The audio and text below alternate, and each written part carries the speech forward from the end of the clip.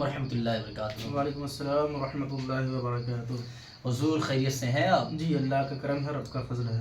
دیکھیے حضرت، آج دیکھا جائے تو علماء اہل سنت کا تنخواہ بہت زیادہ کم ہے، اور اس تنخواہ کے تعلق سے آپ کا کیا کہنا ہے کہ علماء اہل سنت کا تنخواہ کیسے بڑھایا جائے اور کس طریقے سے گاؤں والے بڑھائیں؟ حالانکہ گاؤں میں ہر گھر میں 2 mobile, 4 mobile, 3 mobile, 5 mobile, 10 mobile ہے۔ ایک موبائل میں اگر ریچارج کروایا جائے تو 299 300 روپیہ کا ہوتا ہے۔ تو اس کے بارے میں، تنخواہ کے بارے میں علماء اہل سنت کا کیا کہنا ہے، اس کے بارے میں آپ فرمائیں کہ کس طریقے سے بڑھایا جائے۔ جی دیکھیے، علماء کرام الحمدللہ ان کی تنخواہ بڑھانا بہت آسانی سے بڑھایا جا سکتا ہے حضرت جی، اور اس کو یوں سمجھ لیجئے جی، کہ ایک گاؤں میں یا ایک گھر میں جی 3 موبائل ہے آپ کے پاس، حق ہے۔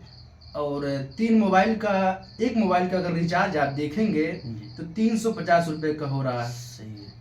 اور اگر 3 موبائل کا کر رہے ہیں تو 1050 روپیہ ہوگا ریچارج کا صرف۔ جی، اور اگر ایک گاؤں میں 150 گھر کی آبادی ہے یا 150 لوگ ہیں ایک گاؤں میں، جی، جی، تو اس 150 لوگوں کا ریچارج اگر آپ کاؤنٹنگ کریں گے تو 1,57,000 روپیہ ہو رہا ہے ٹوٹل۔ جی حق ہے۔ گویا یہ قوم جو ہے یا ایک گاؤں 150 لوگ مل کر کے امبانی کو 1,57,000 روپیہ دے رہی ہے، حق ہے، حق ہے، صحیح۔ اور اپنے گاؤں کے امام کو 10,000 20,000 روپیہ تنخواہ نہیں دے پا رہی ہے۔ صحیح کہہ رہے ہیں۔ تو گویا اگر امام کی تنخواہ 20,000 یا 15,000 یا 30,000 ہو جائے جی، تو بآسانی سے اس کو دیا جا سکتا ہے۔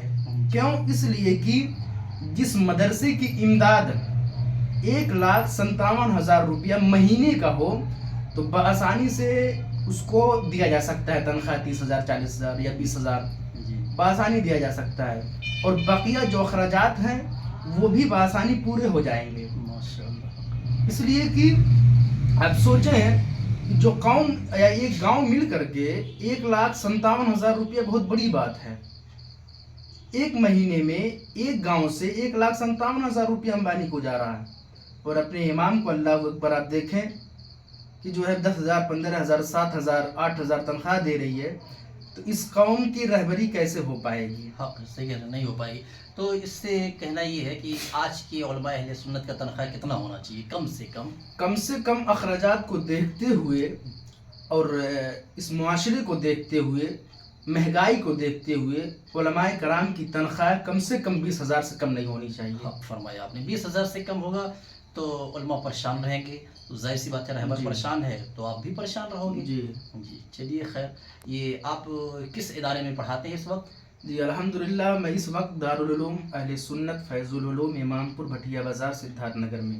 ماشاءاللہ، آپ یہاں کے پرنسپل ہیں؟ جی چلیے ماشاءاللہ، دعاؤں میں یاد رکھیے، جی۔ پھر انشاءاللہ ملیں گے۔ آپ حضرات اس کو فالو کریے، شیئر کریے، اور علماء اہل سنت سے گزارش ہے کہ اپنے خزانچی منیجر اور گاؤں والوں کو یہ ویڈیو ضرور سنائیں۔